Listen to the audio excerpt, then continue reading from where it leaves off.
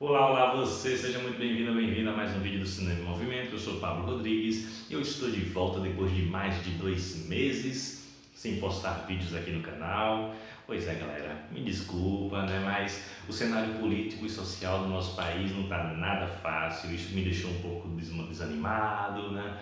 Mas eu decidi retomar as atividades, né? Porque eu não posso me calar diante de tudo que está acontecendo e diante aí, né, nas vésperas de mais uma eleição, nós precisamos falar sobre fascismo. Isso mesmo. Vamos falar hoje sobre fascismo, né, e de como isso vem assolando a nossa realidade política brasileira e também como o cinema tem retratado isso ao longo da sua história.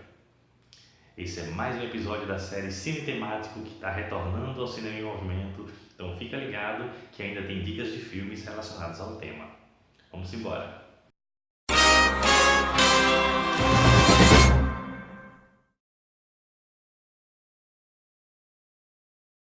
Fascismo é o oposto de democracia. Enquanto a democracia pelo menos em tese, o governo que emana do povo, né, é um modelo de governo onde todos possuem os mesmos direitos, onde o povo é quem decide sobre as questões da sociedade. O fascismo é o oposto disso, né? O fascismo é um modelo político ideológico que possui um caráter totalitário, arbitrário, geralmente representado por um líder, cuja lógica é uma lógica de imposição, é uma lógica antidemocrática e uma lógica excludente, né, preconceituosa. O fascismo utiliza muito do nacionalismo exacerbado, da concepção de raça, né, de raça superior, de grupos superiores, né? E a gente já teve vários exemplos de fascismo ao longo da história, né? Os mais conhecidos são o nazismo na Segunda Guerra Mundial, né? O fascismo italiano do Mussolini, né? Dentre outros que a gente teve ao longo da história, né? Mas o que isso tem a ver com a situação política do nosso país atualmente?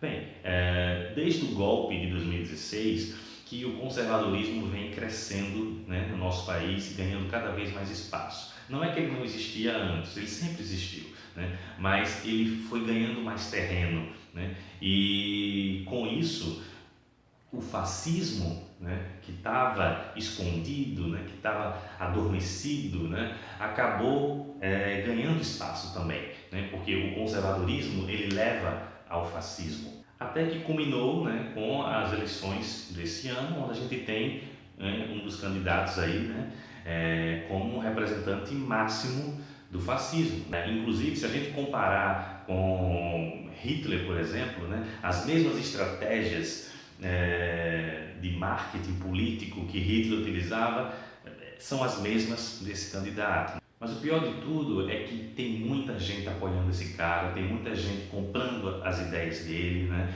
Ideias de intolerância, ideias fascistas, ideias racistas, homofóbicas, xenofóbicas, misóginas. E isso é triste porque isso só comprova, né, que o nosso país nunca foi esse país da diversidade, como muitas vezes a gente prefere acreditar. O nosso país é um país racista, é um país machista, é um país homofóbico, heteronormativo, é um país muito preconceituoso, intolerante. Caso contrário, políticos como esse não teriam chance. E o cúmulo da intolerância é você ver várias pessoas pedindo a volta da ditadura militar. Gente, só quem não conhece a história ou quem é muito privilegiado é quem pede a volta da ditadura, né? Porque se a gente realmente conhece a história, a gente pedir a volta da ditadura é a gente matar e torturar novamente todas aquelas vítimas, todas aquelas pessoas que deram o sangue para que a gente pudesse ter a nossa liberdade de expressão, para que a gente pudesse inclusive ter a liberdade de ir para a rua falar essas bobeiras. E isso tudo não é ilusão, não é ficção, né, da nossa cabeça, não. A gente está vendo esse fascismo tomar forma, né, ir para a prática. A gente está vendo pessoas que são apoiadores, né, desse candidato cometendo violências, né, cometendo mortes, né, em nome desse candidato.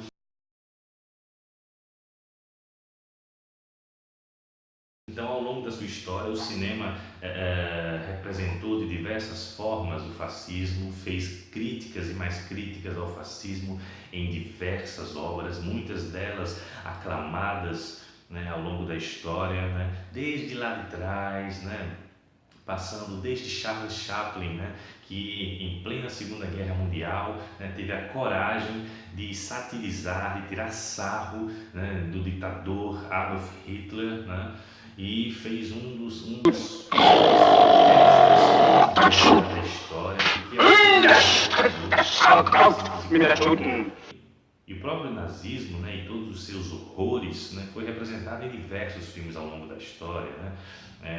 São vários, como A Lista de Schindler, O Pianista, Vai e Veja e tantos outros, né, que retrataram muito bem os horrores, né, que o fascismo nazista trouxe para o mundo. A ficção científica também já deu muitas contribuições no cinema, imaginando como seria uma sociedade fascista, né, e dos perigos que isso pode ter, né? Filmes como Fahrenheit 451, do François Truffaut, 1984, V de Vingança. A cultura pop também traz várias alegorias e críticas sobre o fascismo em seus filmes, né? Os filmes de super-herói, por exemplo, né? Eu já falei em outro vídeo aqui, Os Vingadores, né?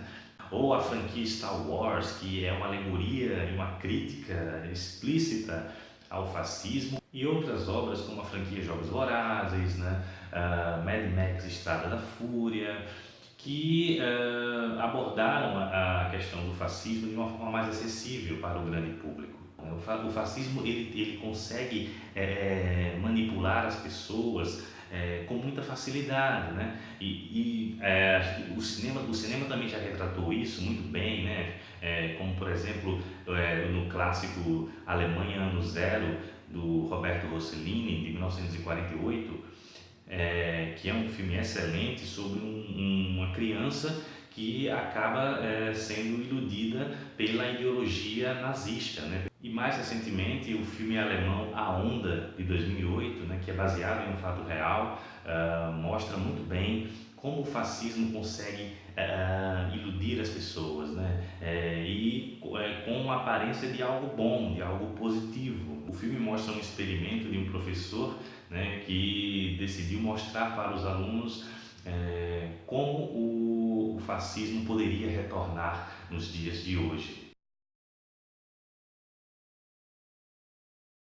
O que está em jogo nesse momento é a salvação da democracia, né? É garantirmos que a democracia vai continuar existindo, porque o outro lado significa o rompimento com isso, significa o fim do regime democrático no nosso país. Porque o fascismo é perverso, o fascismo mata, é preconceituoso, é excludente, e nós não podemos admitir isso. In the 17th chapter of St. Luke it is written, the kingdom of God is within man, not one man nor a group of men, but in all men, in you. You, the people, have the power to create machines, the power to create happiness. You, the people, have the power to make this life free and beautiful, to make this life a wonderful adventure. Then in the name of democracy, let us use that power. Let us all unite. Let us fight for a new world, a decent world, that will give men a chance to work, that will give youth a future and old age a security. By the promise of these things, brutes have risen to power, but they lie. They do not fulfill that promise. They never will. Dictators free themselves, but they enslave the people. Now let us fight to fulfill that promise. Let us fight to free the world, to do away with national barriers, to do away with greed, with hate and intolerance. Let us fight for a world of reason, a world where science and progress will lead to all men's happiness.